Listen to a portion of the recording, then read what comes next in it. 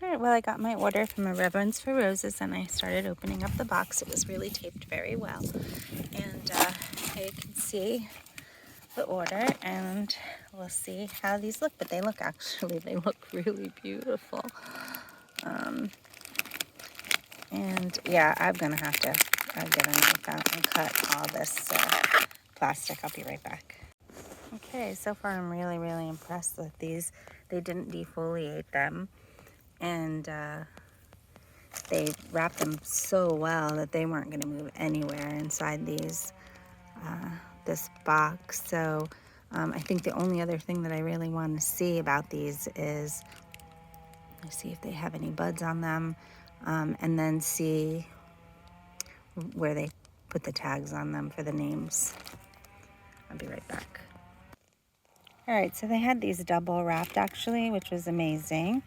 They're 2 plastic bags tied with a little zip, whatever these things are called, twisty. And it was wrapped with wet newspaper on top. And then you can see this one is the Lady Hillington. And then I'm going to have to go to my website where I put like details about what these are and where they go and if they accept shade or how tall they get. But I'm just going to unwrap all these. And so far, these are called band roses. And what that means is they're cuttings and they're on their own roots. And they've grown so that their roots are long enough to sell. So it's not like they're just cuttings and then stuck in the dirt. They've actually had a chance to put on all this beautiful growth.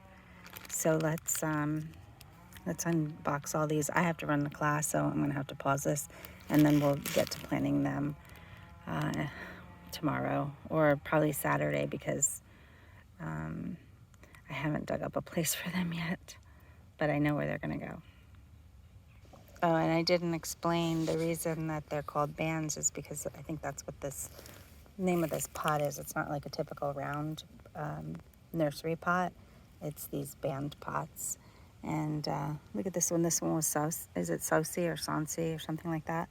I'll put the name up on the screen, but look at the height on that. It's just, and they put a bamboo stick in all of these. So that's 1.5 feet at least.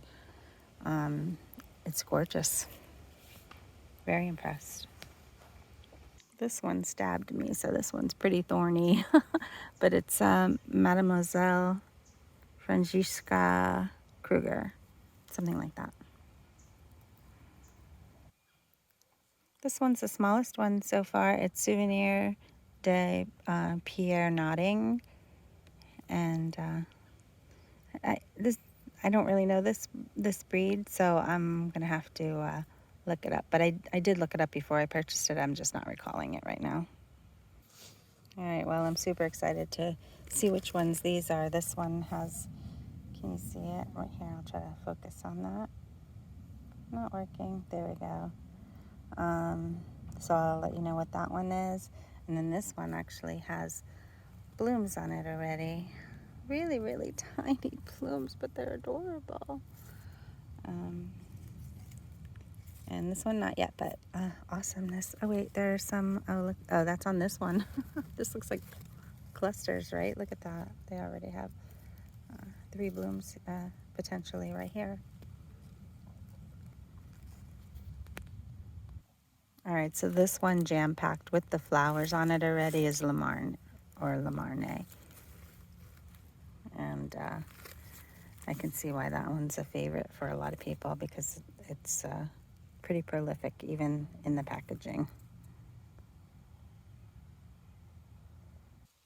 And this apricot budded one with multiple buds getting ready to come out is Clementine Carbonnier. I think that's how it's spelled, but I'll put that on the screen as well.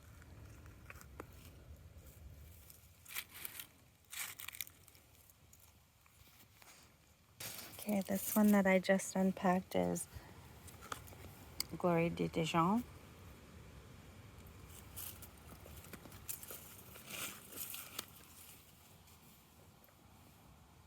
And This one is the little guy that has a bunch of blooms forming, and it's called Borderer.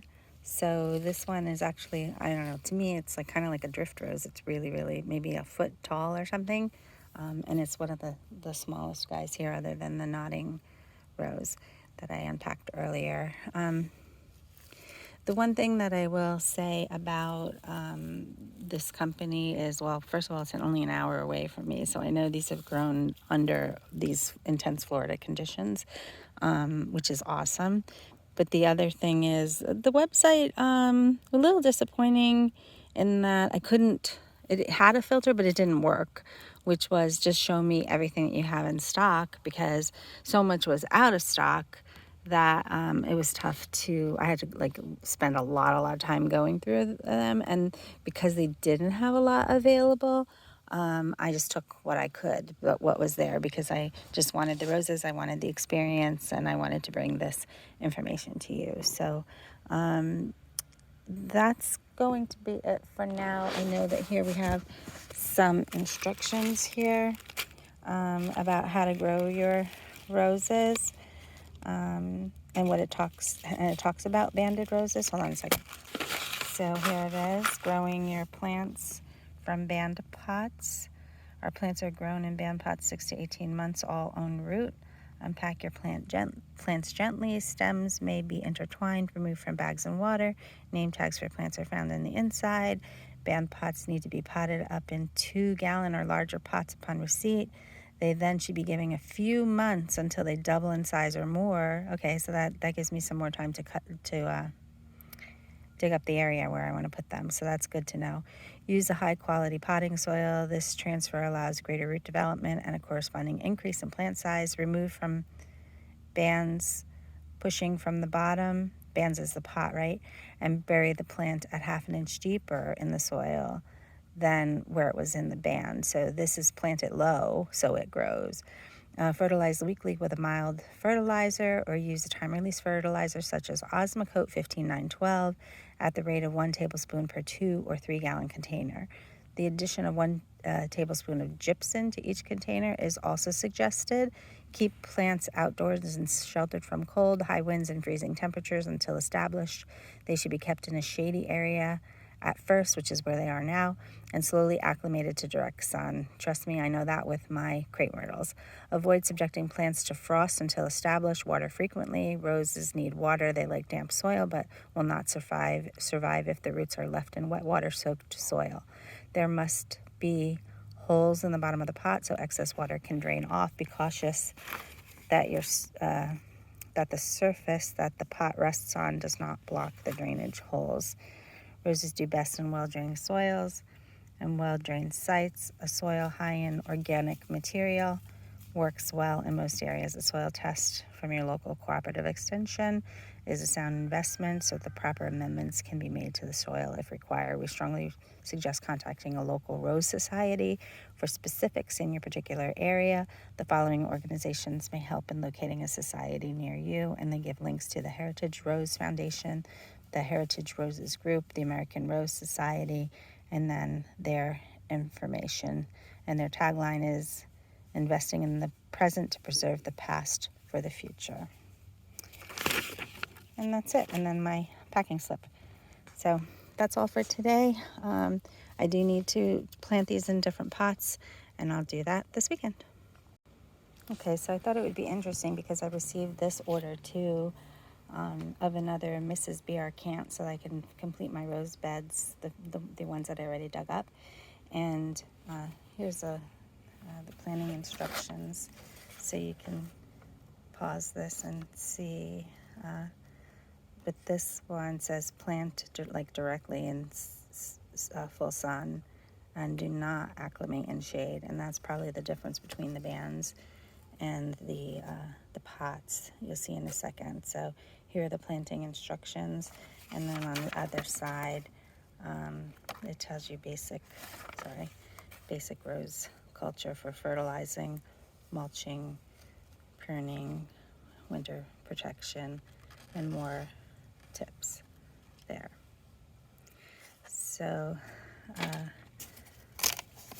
these are big. This is a big, heavy, heavy, heavy box. It feels like it's got a lot of dirt and a lot of water. So you can see these are in bigger pots, and they're much bigger canes and much more well established, but they did pretty much defoliate these. So this one's the extra Mrs. BR cant, and I wanted to make sure I got these from Antique Rose Emporium because that's where I got the other three that I have, and they really want to bloom here, or at least set leaves. All right, Souvenir de la Malmaison. And that's, I believe, from like St. Petersburg, Russia, originally. Both of these are antique roses. And so I'm going to take these out of the plastic bags, and I'm going to go, I'm probably just going to leave them in the sun somewhere until I can plant them. But I know exactly where these are going. So these ones I can plant tomorrow when I get back from, after I get back from class. I've lined up 8 pots with good potting soil, and I'm going to take these that fell over, and I'm going to repot them in these smaller pots, and then when they get a little bit bigger, I could probably pot them in other pots or see if it's ready to put them in the actual ground where they'll wind up forever.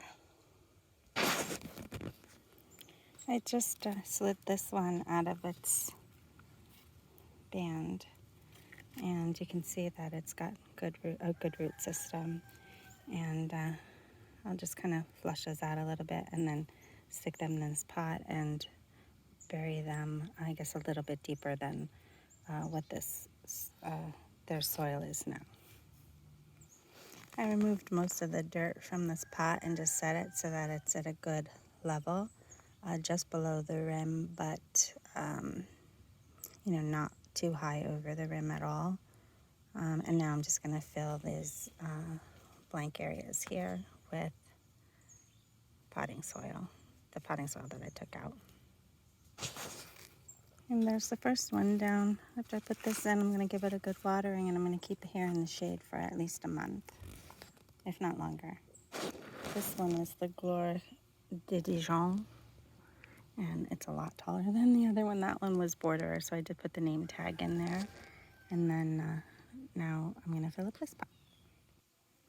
These are actually coming out of their band pots really, really easily, and this one is the thorny one, the most thorny, I think, of all of these.